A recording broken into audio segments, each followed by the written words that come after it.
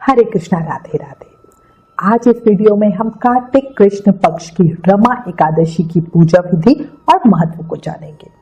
क्यों रमा एकादशी का व्रत इतना स्पेशल है, किस चीज का भोग लगाना चाहिए, किस चीज का दान करना चाहिए, पूरी चर्चा करेंगे। ठीक है, तो प्लीज वीडियो लास्ट तक देखना और अगर हमारे चैनल को अभी तक सब्सक्राइब नहीं किया तो जल्दी से सब्सक्राइब कर देना। चर्चा शुरू करते हैं। देखो, रमा एकादशी का व्रत करने से ब्रह्म हत्या जैसे जो बड़े महान पाप होते हैं ना, वो तक खत्म हो जाते हैं। जो भी इंसान रमा एकादशी के व्रत की सिर्फ कथा को पढ़ता या सुनता है, उसके भी पाप खत्म हो जाते हैं। इसलिए आप समझो कि जो व्रत करेगा उसका तो क्या ही फल होगा। इसलिए एकादशी पे पूजा जरूर करें, व्रत कथा जरूर सुने। अपनी अगली वीडियो में आपको रमा एकादशी व्रत की कथा सुनाऊंगी। देखो, कार्तिक मास के कृष्ण पक्ष की जो दिव्य एकादशी है उसका नाम है रमा एकादशी। माता लक्ष्मी को रमा नाम से भी जाना जाता है। आपने सुना ही होगा ना, विष्णु जी को रमापति भी कहते हैं। इसलिए अगर कोई व्यक्ति रमा एकादशी पर भगवान विष्णु के साथ माता लक्ष्मी की पूजा करता है तो उसे भगवान विष्णु के साथ साथ माता लक्ष्मी का भी आशीर्वाद मिलता है। रमा एकादशी का व्रत करने वाले व्यक्ति को जीवन में सभी ऐश्वर्य और सुख मिलते हैं। रमा एकादशी को रंभा एकादशी या कार्तिक कृष्ण एकादशी भी कहते हैं। देखो, कार्तिक भगवान का प्रिय महीना है और एकादशी प्रिय तिथि है ना। तो इसी से समझ लो, कार्तिक एकादशी मतलब प्रिय महीना और प्रिय तिथि भगवान को तो कितनी ही ज्यादा प्रिय होगी। सबको इसका व्रत जरूर ही करना चाहिए, पर कई लोग जो वैसे एकादशी व्रत नहीं करते वो सिर्फ इन दोनों कार्तिक की दोनों एकादशी का व्रत कर सकते। पर अगर समझो किसी भी वजह से कोई साधक है जो एकादशी व्रत नहीं कर पा रहा, वो क्या करे? वो कम से कम एकादशी की पूजा जरूर कर ले, व्रत की कथा सुन ले, है ना। अधिक से अधिक नाम जाप कर ले और कोशिश करें कि अन्न ना खाए एकादशी वाले दिन। फलहार वगैरह जैसे आपको दवाई वगैरह लेनी उस हिसाब से 2-3 बार खा सकते।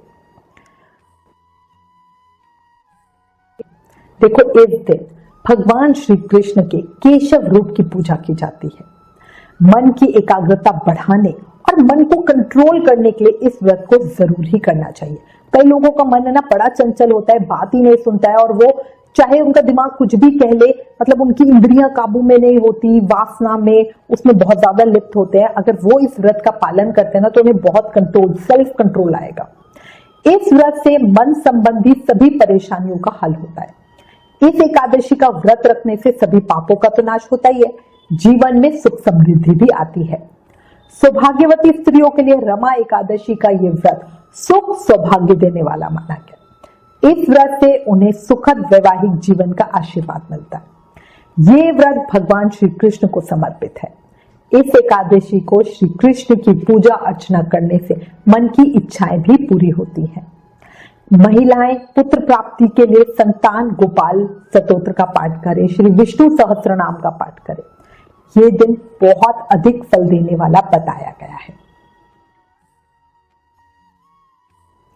अब आपको रमा एकादशी व्रत की पूजा विधि बताती हूँ। देखो, एकादशी व्रत के नियमों का पालन हम व्रत के एक दिन पहले यानी दशमी तिथि से ही करते हैं, है ना। दशमी वाले दिन हमें सूर्योदय के बाद हमेशा सात्विक खाना खाना चाहिए, बिना प्याज लहसुन का, और भारी खाना नहीं खाना चाहिए। और दशमी तिथि को सूर्यास्त होने के बाद खाना नहीं खाना चाहिए। इससे एकादशी के दिन पेट में अन्न नहीं रहता। रात को ब्रह्मचार्य व्रत का पालन करते हुए जमीन पे सोना चाहिए। अच्छा, रमा एकादशी के दिन बहुत जल्दी सुबह ब्रह्म मुहूर्त में उठो। देखो, हम हर एकादशी को कहते हैं, बट रमा एकादशी पे ना इसका महत्व बढ़ जाता है। क्यों? क्योंकि देखो, कार्तिक में वैसे ही ब्रह्म मुहूर्त में स्नान का विधान है, पर कई लोग हैं जो कार्तिक स्नान नहीं कर रहे हैं, तो वो कम से कम एकादशी तिथि पर जल्दी ब्रह्म मुहूर्त में उठ के स्नान तो कर लो। अगर किसी पवित्र नदी में स्नान कर सको तो उससे अच्छी तो कोई बात ही नहीं है। पर अगर ये संभव ना हो तो घर में ही नहाने के जल में गंगा जल और थोड़े तिल मिलाकर नहा लो। नहाने के बाद साफ कपड़े पहनो। साफ कपड़ों का मतलब है जो धुले धुलाए कपड़े हो, है ना, नए कपड़े नहीं। कई लोग क्या करते हैं कि कहीं गए हैं, कपड़े उतार के रख दिए और दूसरे दिन वापस उन्हीं कपड़ों को पहन लेते हैं। वैसे पूजा में हमें नहीं पहनने चाहिए। पूजा में काले नीले कपड़े भी नहीं पहनने हैं।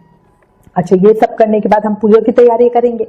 अपने सबसे पहले घर में पॉजिटिव एनर्जी कैसे लाएंगे, उसके लिए घर में सबसे पहले हम गंगा जल के छींटे मारेंगे। जो घर का मेन गेट होगा वहां हल्दी से स्वास्तिक बनाएंगे।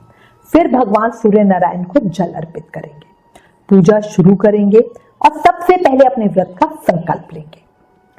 एकादशी व्रत के दिन भगवान विष्णु की माता लक्ष्मी के साथ पूजा की जाती है। भगवान कृष्ण के केशव स्वरूप की पूजा की जाती है।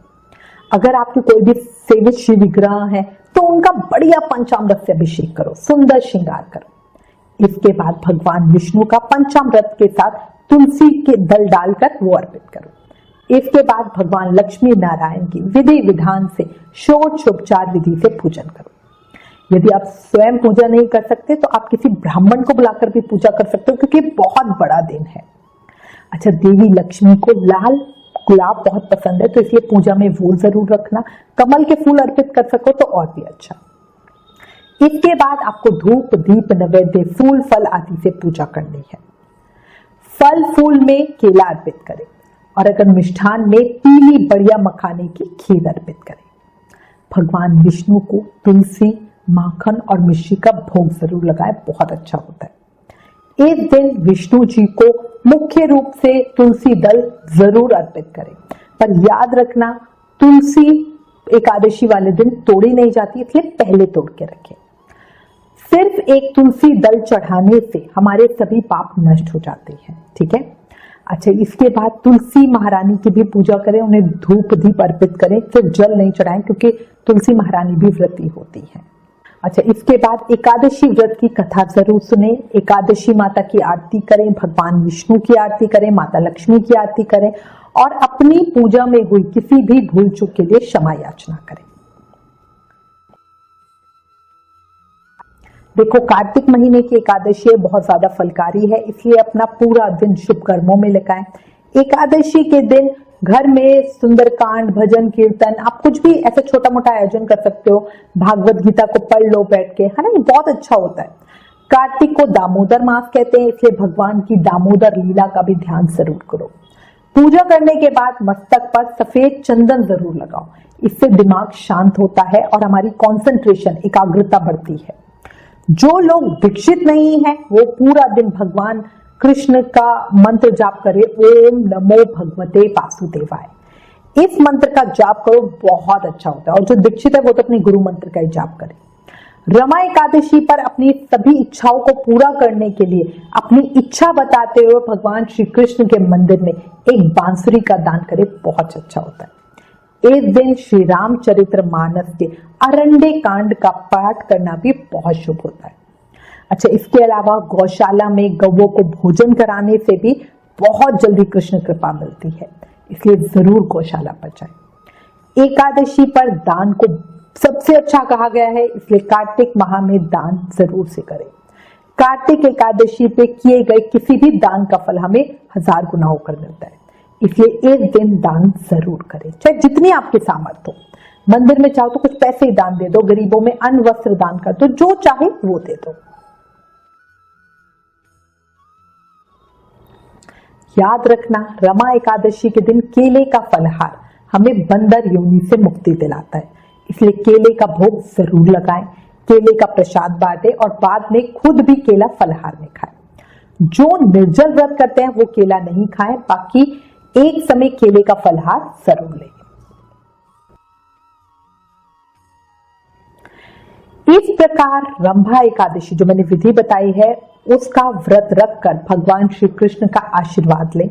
श्री कृष्ण गोविंद हरे मुरारी, हे नाथ नारायण वासुदेवा, इस महामंत्र को पढ़ते रहें, गाते रहें, आपका कल्याण होना पक्का है और साथ ही श्री हरि और लक्ष्मी जी की कृपा भी जरूर मिलेगी।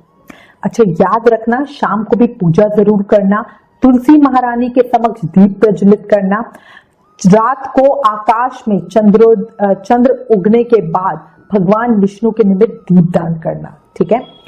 अगर पूरा दिन बिना खाए नहीं रह सकते तो रात को दीपदान और पूजा करने के बाद एक समय आप फलाहार खा सकते हो, ठीक है। याद रखना, एकादशी पर समक के चावल भी नहीं खाए जाते हैं। एकादशी के दिन रात में सोना नहीं चाहिए, कहा जाता है एकादशी का पूरा फल सिर्फ हमें तभी मिलता है जब हम रात्रि जागरण करते हैं, भजन कीर्तन करते हैं। देखो, पद्म पुराण के अनुसार व्रत के अगले दिन यानी द्वादशी के दिन भगवान का पूजन करके ब्राह्मणों को भोजन और दान दक्षिणा देके, है ना, आप चाहो तो कपड़े, जूते, जाता देने का विधान बताया गया है। ये सब देने के बाद, दान दक्षिणा देने के बाद ब्राह्मण को विदा कर दो और फिर आप भोजन करके अपना व्रत खोल लो। अंत में फिर कहूंगी, पद्म पुराण के अनुसार रमा एकादशी का व्रत कामधेनु और चिंतामणि के समान फल देने वाला है। इसे करने से व्रते अपने सभी पापों का नाश करते हुए भगवान विष्णु का धाम प्राप्त करते हैं। भक्ति मिलती है, प्रेम मिलता है और मृत्यु के बाद मोक्ष तो मिलता ही मिलता है। इसके अलावा रमा एकादशी व्रत के प्रभाव से माँ लक्ष्मी की कृपा मिलती है, धन धान्य की कमी दूर होती है। ठीक है, तो बहुत फलकारी व्रत है, जरूर करना। कृष्ण पक्ष की एकादशी तिथि अपने आप में बहुत बहुत उत्तम होती है। इसी के साथ मैं उम्मीद करती हूँ इस वीडियो में दी गई जानकारी आपके लिए उपयोगी होगी। इससे रिलेटेड अगर आपके पास कोई भी कमेंट या सजेशन है तो प्लीज हमें लिखिए। ज्ञान बांटने से बढ़ता है, इसलिए इस वीडियो को ज्यादा से ज्यादा शेयर करें। अगर आप आने वाले 30 त्योहारों की जानकारी अपने फोन पे चाहते हो तो एकादशी लिखकर हमें 9821025751 पर व्हाट्सएप मैसेज करें। आप हमें फेसबुक और इंस्टाग्राम पर भी जरूर फॉलो करें। Please like, share and subscribe. Thank you. Hare Krishna.